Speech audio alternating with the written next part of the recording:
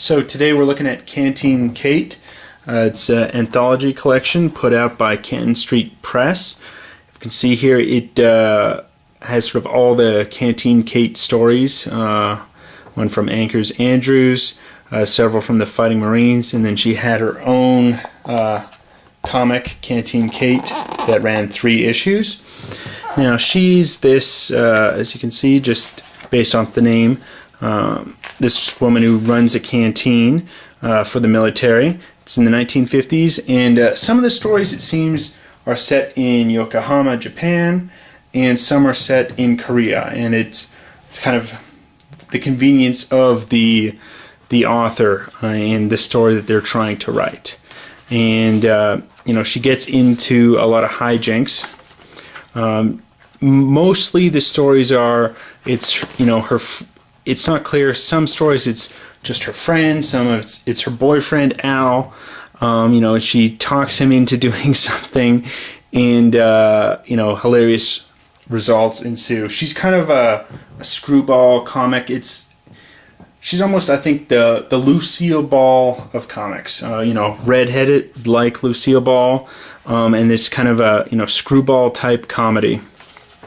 So, for instance, this story, it's the big freeze.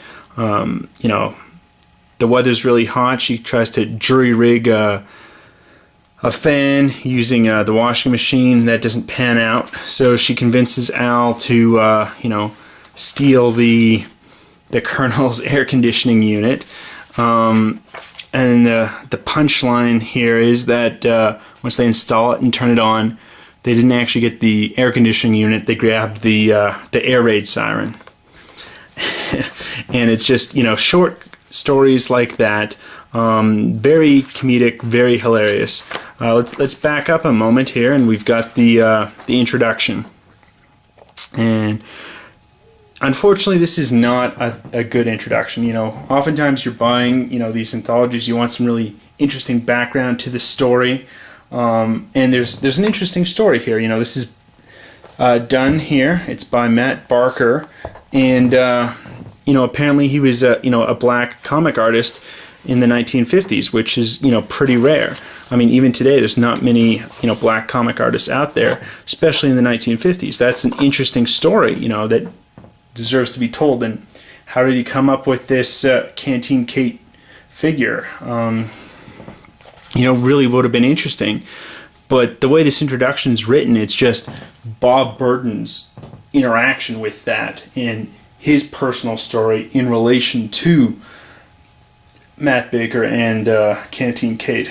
And that's fine if that makes up a portion of the introduction and the background material here. And it just doesn't. It's the entire thing. It's Bob Burton's own personal relationship with that, which is unfortunate. There's additionally some spelling typos in here, and it's not the type of introduction that I think really cuts the mustard. It's unfortunate. I really would have liked some more background info, I think, on this Canteen Kate character, on Matt Baker's life, how he got into comics, and came up with this. That's the type of thing we want, and not just Bob Burton saying how he bought some of these Matt Baker originals and his fascination with it and how that got him into comics. That's fine as a proportion, but not as the whole introduction. But I mean, that's not why you get one of these comic books. It's not to just read the background material. It's to read the comics. And as you can see, they're really well drawn and just funny stories. It's this screwball comic, and just Kate getting Al into hot water all the time. And they're not long stories, because these are just short comics.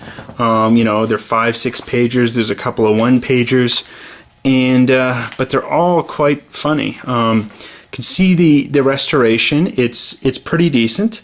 It's not the best restoration I've seen of comics, but it's very good, and definitely gets the job done. I like how they include the the comic title here, even though it's Canteen Kate. It's part of the Fighting Marines comic, number 5 here. A short story within it. But I'm glad and I appreciate that they're including the covers in the comic. You know, they really could have left that out, especially because it's not, you know, the Canteen Kate comic, which this, you know, the cover, which this is about. And so, you know, I think they went the extra mile there. And they're just interesting, funny stories here. Here, you know, Canteen Kate gets the idea of helping, you know, a general with his garden. He's got a lot of weeds. So has an idea to steal, basically weed killer, to help out. And punchline here is, turns out she didn't grab the weed killer, but she grabbed a flamethrower and burns all the general's lovely flowers. And it's just interesting stories, and they're just funny. You know, I'm laughing out loud on almost all these stories, you know, when it gets to the punchline. And she really is. She's the Lucille Ball of comics, I think. Just funny, clever, witty stories that you're laughing out loud about. The artwork's fantastic. And, you know, I think Matt Baker just did a wonderful job. It's too bad, you know, he didn't have a greater volume of work, and just, you know, passing away quite young. Then we eventually have the Canteen Kate comic itself, and there's even sort of a short story that's not part of the comics. It's included here. There's several stories, and they're all funny. They're all witty. In addition to all these Canteen Kate stories, we have a story here at the end, part of Leatherneck Jack. It's not the Canteen Kate character, but it is done by Matt Baker. I didn't really find it was that interesting. This is not a comic story, like a comedic one. It's supposed to be kind of more of an action thriller, and it's just not that good. All the Canteen Kate ones are hilarious, and I think that's Matt Baker's forte, is comedy. And it's excellent. I'd highly recommend going out and getting this for the comics. They're wonderful. The introduction is subpar, but, you know, the price is pretty good. You know, it's under $30, and you know, if they were charging, you know, $50 for this, you know, I'd hesitate. I'd want more sort of background material. But I think at this price, and for the comics, it's a wonderful bargain. I'd highly recommend it. If you like comedy comics at all, go out and get this. And it's just kind of a slice of life from, you know, 1950s military barracks. Till next time.